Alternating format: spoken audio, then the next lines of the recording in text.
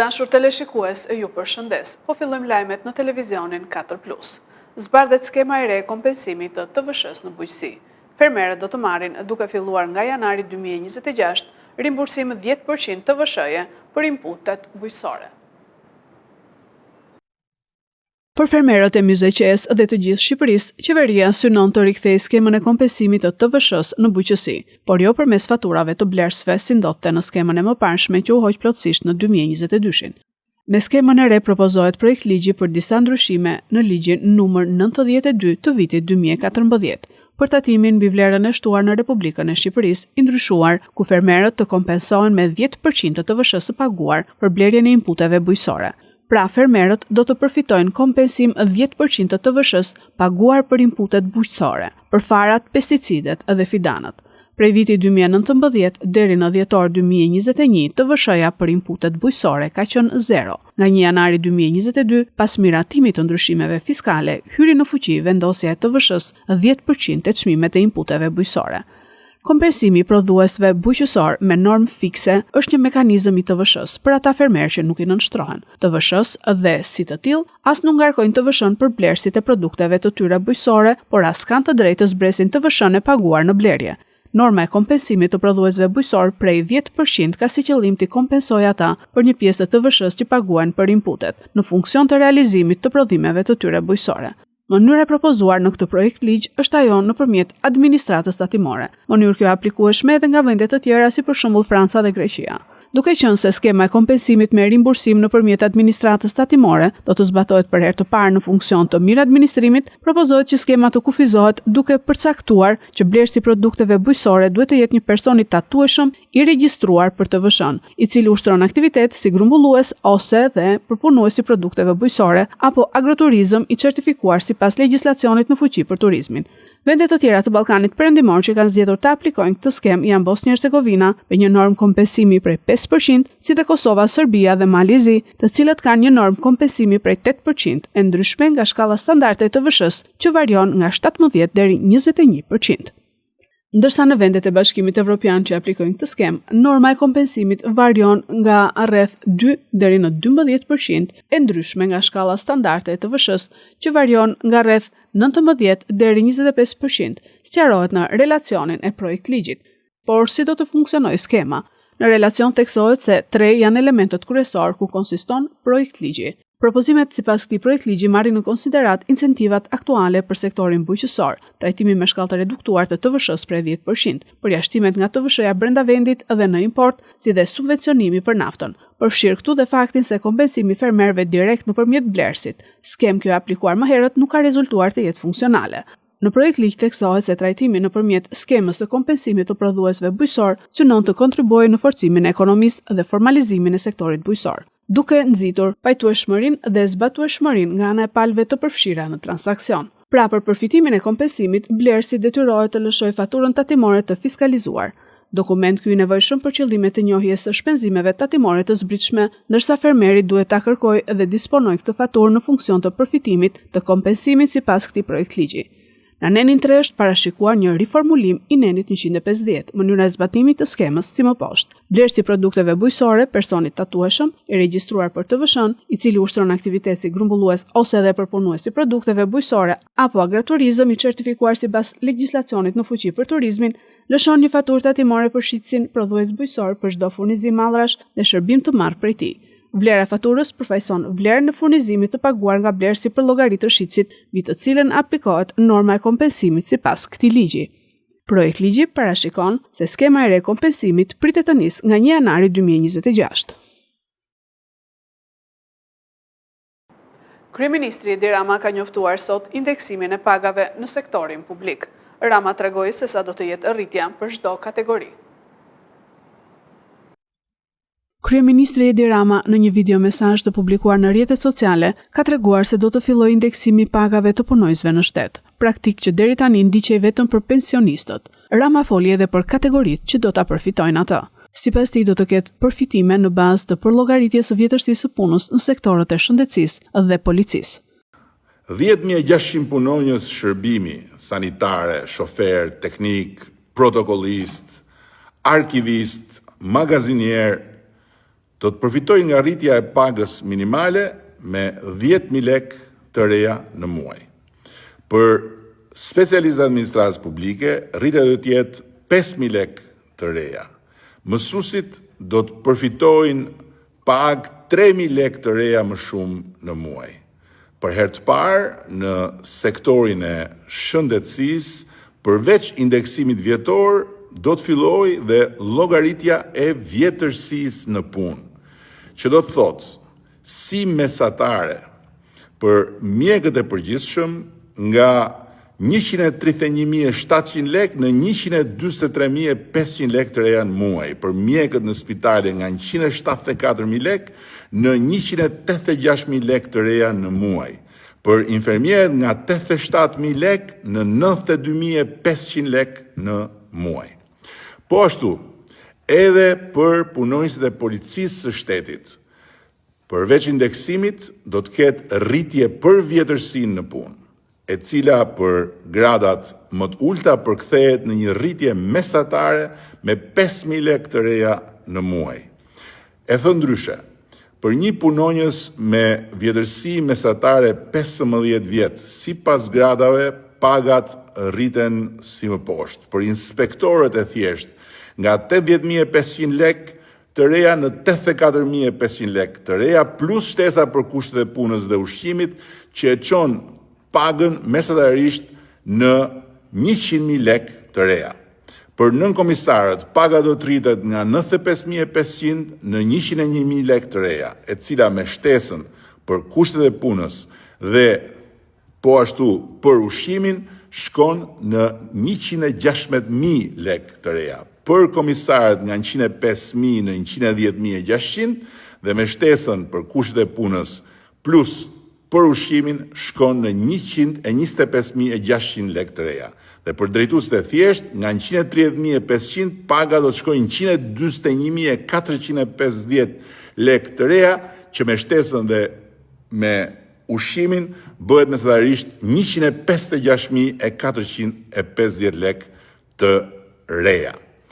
Janë të gjitha lajme të mira për të gjitha këto kategori. Kuvendi ka zhvilluar seancën plenare mes debateve për projekt ligjin për barazinë gjinore dhe projekt buxhetin për vitin 2026 që u miratua me votat e mazhorancës. Kuvendi i Shqipërisë zhvilloi sot seancën plenare të radhës me pikat e rendit të ditës. Votimi për projekt ligjin për barazinë gjinore u kundërshtua nga qytetarët që protestuan jashtë kuvendit largoni duart nga fëmijët dhe deputetët e opozitës në seancën plenare. Debatet të forta mes mazhorancës dhe opozitës shoqëruan edhe votimin e projekt buxhetit për vitin 2026. Debatet për projekt buxhetin për vitin 2026 dhe projekt ligjin për barazinë gjinore më pas vazhduan në kuvent, ku kryetari i grupit të Partisë Socialiste Tauland Balla replikoi me Berishën. Dhe bie ndesh me interesin kombëtar të Shqipërisë son, se Bashkimi Evropian mbetet partneri ynë më rëndësishëm dhe se Shqipëria brenda vitit 2030 do të jetë antare e Bashkimit Evropian. Pavarësisht orientimit tuaj as pak në favor të kësaj aspirate historike, për ta parë Shqipërinë antare të Bashkimit Evropian, e duam Shqipërinë si gjithë Europa. Sa i përket këtij sulmi sot, zoti kryetari i kuvendit, ne do të depozitojmë kërkesë pranë Komisionit të Etikës së Kuvendit të Shqipërisë, që deputetin fjalë të japi shpjegime, por dhe kuvendi të ndalë një herë për gjithmonë sulmet. Fakt, Shtetet e Bashkuara të Amerikës e kanë bërë vendimin e tyre se një prej arsyeve të shpalljes non grata të zotërisë janë sulmet e përsëritura kundër ambasadorëve. E ndigjohet vetë që kreu i tyre me 5 mbiemra kërkon që shpjegimi i votës të bëhet para se të votohet. Kjo kërkesë shpreh të gjithë brendin psiqike, ideologjike, identitare të këtij grupi parlamentar që pranon në krye një person si ai, i cili me një ndërhyrje të tillë tregon se nuk njeh as një ligj, as një parim, as një normë. Por unë jam këtu për të thënë dy fjalë. Në historinë e një vendi, kur nuk ndodh që paketa buxhetore të vijë pa paketën fiskale, sepse është vetëm paketa fiskale, burimi i krijimit të atij buxheti, kurse ju sillni këtu statistika kalpe, falso për të mashtruar shqiptarët. Sidoqoftë, para kryeministrisë, qytetarë shqiptar janë të vendosur të nisi një betejë e tan epitas. Një betejë në kushtet pa barabarta, por një betejë në të cilën kanë të gjitha të drejtat dhe që atë. Por me gjithë kundërshtimet e opozitës, u miratua me votat e socialistëve kalendari për projekt buxhetin 2026. Qytetarët protestojnë kundër ligjit antifamilje përpara kuvendit. Pastor Akil Pano thotë se projekt ligji për barazinë gjinore është një kancer që do të shkatërrojë trupin tonë. Qytetarë të shumë protestuan kundër projekt ligjit për barazinë gjinore para godinës së kuvendit me pankartat deputet mos votoni kundër fëmijëve. Projekt ligji i barazisë gjinore antifamilje largoni duart nga fëmijët para nisjes së seancës plenare. Protesta u organizua nga Koalicioni Shqiptar Pro Familjes dhe Jetës. Protestës ju bashkuan edhe deputetët e opozitës, Sali Berisha, Klevis Balliu, Teti Blushi, Belind Këlliçi dhe Tritan Shehu. Pastor Akil Pano nga protesta tha se ky projekt ligj është një trup i huaj, një kancer që do të shkatërrojë trupin ton. Është një projekt i sjell nga Soros. Joba nga 1,5 milion lekë vjetra deri në burgime, të gjitha këto janë brenda këtij projekt ligji që vjen nga Ministria e Antishëndetit, nga Ministria që projekton surrogaci në Shqipëri, nga Ministria që quhen vetëm Ministria e Shëndetësisë dhe Kujdesit Social, por që nuk është në gjendje të kurojë gratë smuara me kancer tek onkologjiku. Miq, ka ardhur koha që shqiptarët të bëjnë bashkë dhe t'i bëjnë ballë. Thagmës që kërkon të shkatërrojë thelbin ton, historinë ton, traditën, fen, kulturën, gjuhën, martesën, familjen, fëmijët, të sotmen dhe të nesërmen. Për këtë arsye unë sot dëshiroj t'i drejtohem Taulant Ballës, kreu të grupit parlamentar të Partisë Socialiste. Taulant, hiq dorë. Komunitetet fetare kanë dalë me një deklaratë dje. Komunitetet e besimit kanë dalë me një deklaratë të cilët e kundërshtojnë këtë projekt ligj. Ky nuk është projekt ligji i shqiptarëve për shqiptarët. Ky është projekt ligji i George Sorosit për shqiptarët. Ky është një trup i huaj, ky është një kancer i cili synon të shkatërrojë një herë për gjithmonë Shqipërinë tonë. Protesta e qytetarëve vazhdoi edhe gjatë punimeve të seancës plenare. Krijuan shoqëri udhtimi për të transportuar paratë e drogës përmes linjave Itali-Shqipëri. Prokuroria e Fierit sekuestron pasuritë e 3 personave dhe kompanitë e tyre.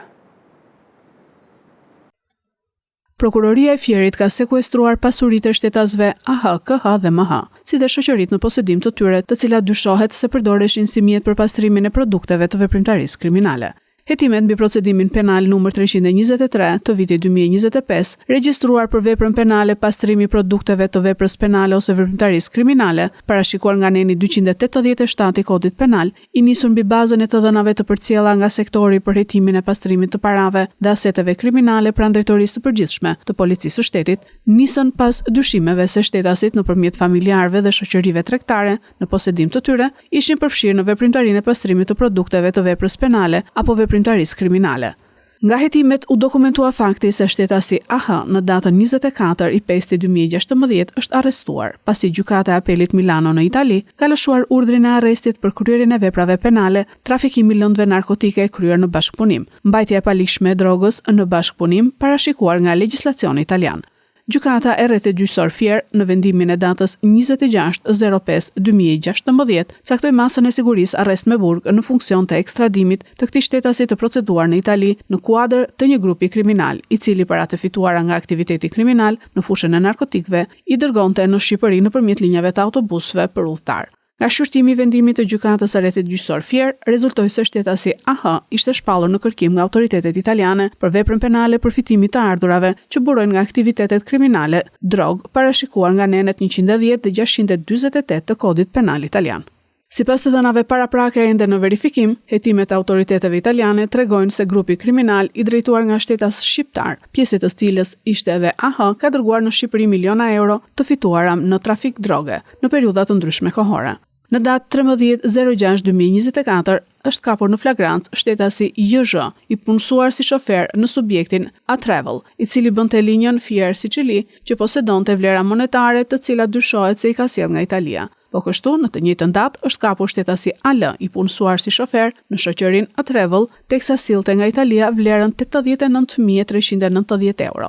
Shtetasi AL ka deklaruar se punon si shofer autobusi në kompaninë A Travel që prej 5 vitesh dhe bën linjën Shqipëri-Itali. Vlerën monetare të gjetur deklaron se ja ka dhënë një shtetas italian në stacionin e Katanjas për ta transportuar në Shqipëri kundrejt një pagese të caktuar që është 1% e shumës. Nga verifikimet e deritanishme, rezulton se në pronësi të shtetasve AH, MH dhe KH rezultojnë në pronësi krahas pasurive të paluajtshme dhe shoqëri tregtare të organizuara në formën e shoqërive me përgjegjësi të kufizuara. Nga administrimi i kësaj prove rezultoi se shtetasi AH ka dhënë në formë huaje tek shoqëria ASHPK vlera të konsiderueshme që nuk dokumentojnë origjinën e kësaj shume. Mbështetur në këto të dhëna, prokuroria vlerësoi se jemi në kushtet e aplikimit të masave me karakter pasuror për parandalimin dhe goditjen e krimit të organizuar, trafikimit dhe korrupsionit nëpërmjet masave parandaluese kundër pasurisë dhe kërkoi vendosjen e sekuestros mbi pasuritë e paluajtshme dhe shoqëritë tregtare në zotërim të subjekteve. Prokuroria po vazhdon verifikimin e pasurive të subjekteve të dyshuara dhe lidhjet e tyre me persona të tretë. Këto ishin lajmet tona për sot. Lajmet i gjeni dhe në internet në website-in 4plusmedia.tv. Bashkë mirupafshim.